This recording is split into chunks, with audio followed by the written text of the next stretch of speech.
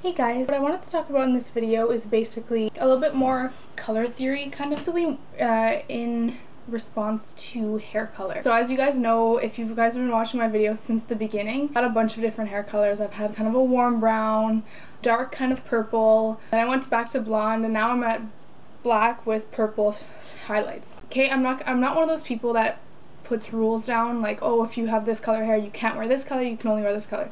I hate when gurus put rules like that, like, oh, you can't wear glitter before 8 p.m. or things like that. So this is by no means one of those videos, but this is what I have found, and because what I have found works for me and what I think would work for other people based on my experience. And again, like, I'm still discovering this. Like, I've only had black hair now for less than a week, so I'm just trying to find different things, different colors that work for me and that kind of thing. So what I have found, and I'm not sure if it's because my hair is black or if it's because it also has purple highlights, but my hair is very cold. Like, the color of it is very cold. So what I have found is anytime I'm putting anything warm on my face, it just looks wrong. Like, if I'm wearing gold eyeshadow or orange eyeshadow, like, it just doesn't mesh well with like my overall coloring. So that's the main thing that I kind of realized. So the first thing I noticed was, okay, I'm going to start doing my eye makeup in more cool colors. And that's been working really well. Also, they often say with dark hair, whether it be black, dark brown, whatever, they say you're more, your colors are more jewel toned. So you can wear teals, purples, emeralds, anything that's a jewel tone. They say that these are the colors that look best on dark hair, whereas blondes is more pastels and muted colors. I definitely do agree that that's true. Anytime I try and wear kind of muted colors, it just clashes with the hair, I find, because the hair is so bold. You kind of have to have a bold color in your makeup unless you're doing neutrals, and I'll talk about that in a bit.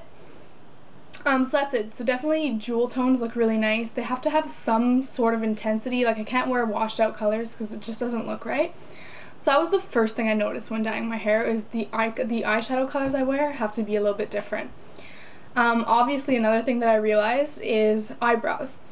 Because I have this cold hair, I can't do a warm brown eyebrow. Like, I'm not going to do black because black on me would be way too harsh, but I definitely cannot do a warm brown.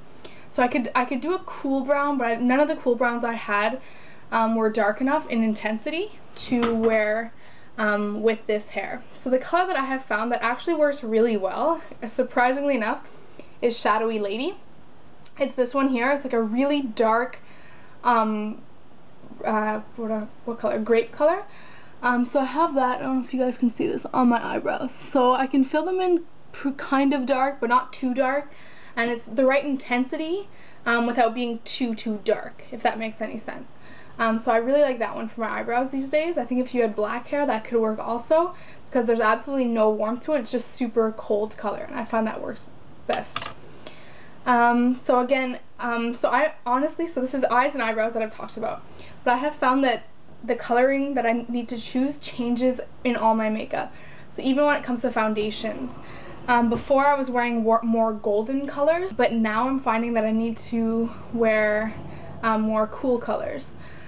So I'm one of those people that I have a very neutral undertone skin, so I can go a little bit gold or a little bit pink and it still looks normal on my skin. You don't see a line, it's not super obvious.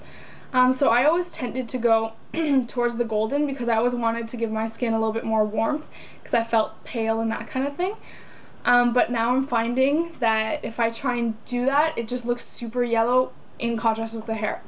So now I've switched my foundation to like a natural beige kind of color with a little bit more pink in it. And once again, I find that that's looking a little bit better. Everything just harmonizes a little bit better. And then obviously another thing you have to change is your blush color.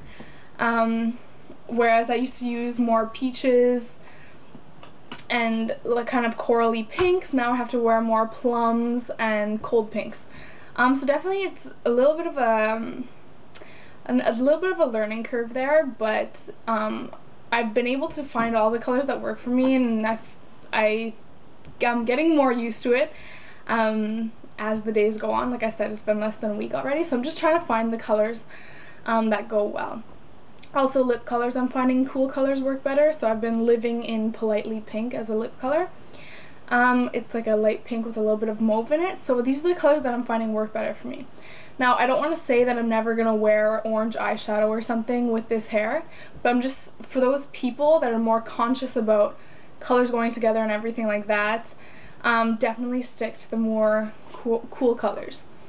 So when I say cool colors, it doesn't absolutely have to mean purples and blues and like cool greens and like all these colors. You can definitely do cool neutrals, and I just did a tutorial using cool neutrals, so if you want to check that out, I will link that in the information box.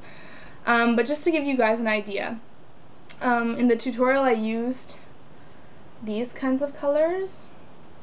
So here, I'll show you the actual neutral ones. So I have Yogurt, Quarry, which is like more of a lavendery kind of gray. I used this one, which is definitely a cool gray. And then I used this one too, which is like a plum, but definitely more cool. And then if you wanna, sorry, I'll show you my neutral palette, but everything here is kind of dirty. This is my neutral palette. Obviously it's missing a bunch of shadows, but as you can see, all through here, these are very warm colors, and on my complexion they just are not looking the best with my hair coloring and all that kind of thing. Also through here I have all the glitters, satin taupe is fine, but all that glitters and all these warm browns down here, they just don't look nice on my skin tone right now. So I'm replacing all that glitters by Just. I can wear satin taupe, and then I have copper plate, and then all of these kinds of colors will still look nice, but you just gotta be careful with the warm colors. So I just wanted to touch base on that because neutrals is like a whole different kind of ball game. But definitely there are cool neutrals. Basically you just want to look for neutrals that are either completely neutral, they don't veer warm or cool, or you want to be looking for the ones that have a little bit of purple in them, like Quarry, or have a little bit of green in them, or have a little bit of blue in them. So this one that I used in the tutorial is a gray, but you can see it's a very blue gray. So definitely you want to think about using those colors. So I hope this is helpful for you guys. If any of you guys have dark hair and you're trying to figure out what looks best on you, or if you plan on changing your hair color, I hope that works for you. So yeah, that's what I found. Thanks for watching my video, and I'll see you guys soon. Bye!